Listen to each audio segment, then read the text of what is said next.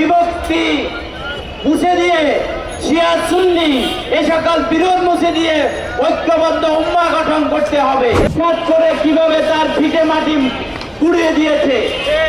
বাংলাদেশে কোনো মানবাধিকার লঙ্ঘন হচ্ছে না।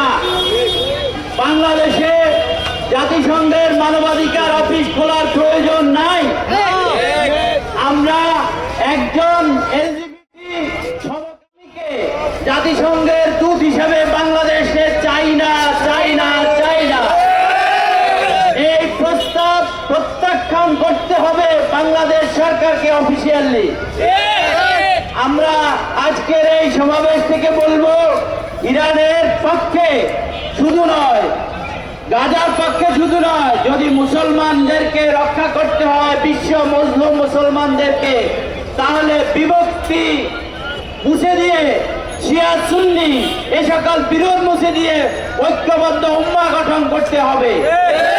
জাতিসংঘ মুসলমানদের রক্ষা করতে ব্যর্থ হচ্ছে। আমরা এখন পর্যন্ত জাতিসংঘের বিকল্প মুসলমানদের কোন বিশ্ব ফোরাম গঠন করতে পারিনি।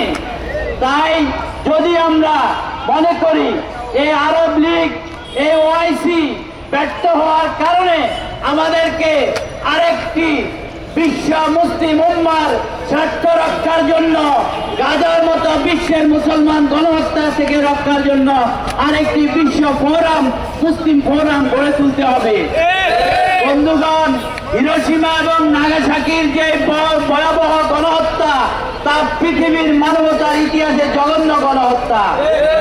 অথচ তার চাইতে 6 গুণ বেশি শক্তিশালী ধ্বংসাত্মক বোমা নিক্ষেপ করা হয়েছে গাজায়।